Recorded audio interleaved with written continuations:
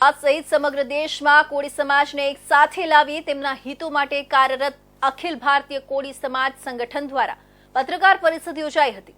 અખિલ ભારતીય કોળી સમાજ સંગઠન દ્વારા મહિલા અને યુવા અધ્યક્ષની જાહેરાત કરવામાં આવી હતી। અખિલ ભારતીય કોળી સમાજ સંગઠન દ્વારા મહિલા અને યુવા અધ્યક્ષની જાહેરાત કરવામાં આવી છે। ગુજરાત સહિત સમગ્ર દેશમાં કોળી સમાજને એક સાથે લાવી તેમના હિતો માટે કાર્યરત અખિલ ભારતીય કોળી સમાજ સંગઠન દ્વારા પત્રકાર પરિષદ યોજાઈ હતી। આ સંસ્થા 1966 થી કાર્યરત છે અને 1997માં તેને સત્તાવાર રીતે નોંધણી આપવામાં આવી હતી। ગુજરાતમાં કોળી સમાજની સંખ્યા સૌથી વધુ છે। માત્ર ગુજરાતમાં નહીં પરંતુ સમગ્ર દેશમાં આ સમાજના લોકો રાજકારણ, વેપાર અને અન્ય ક્ષેત્રોમાં અગત્યની ભૂમિકા ભજવી રહ્યા છે।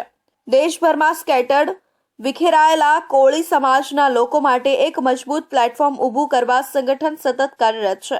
સંગઠન દ્વારા વિવિધ રાજ્યોમાં સમાજના લોકોને એસટી, ઓબીસી અને આદિવાસી કેટેગરી મુજબ વિભાજિત કરવામાં આવ્યા છે, જેથી તેઓને સરકાર તરફથી મળતા હક અને લાભ વધુ સરળતાથી મળી રહે તે માટે સંગઠન સતત પ્રયાસ કરી રહ્યું છે।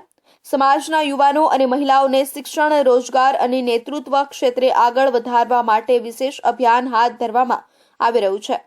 નારી શક્તિને આગળ લાવવા અને યુવા પેઢીને નેતૃત્વ માટે તૈયાર કરવા આ સંગઠન પ્રયત્નશીલ છે।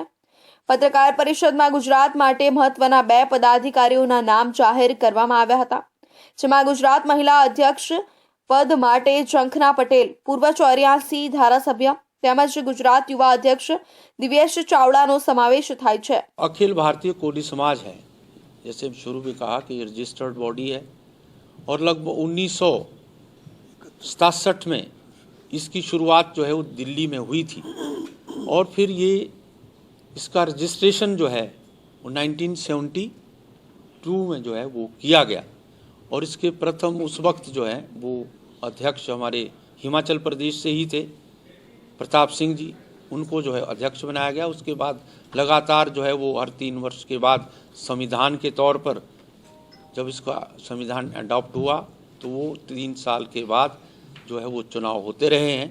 આ જાહેરાત રાષ્ટ્રીય અધ્યક્ષ દ્વારા કરવામાં આવી હતી, જેનાથી ગુજરાતના કોળી સમાજમાં નવું નેતૃત્વ ઊભું થશે।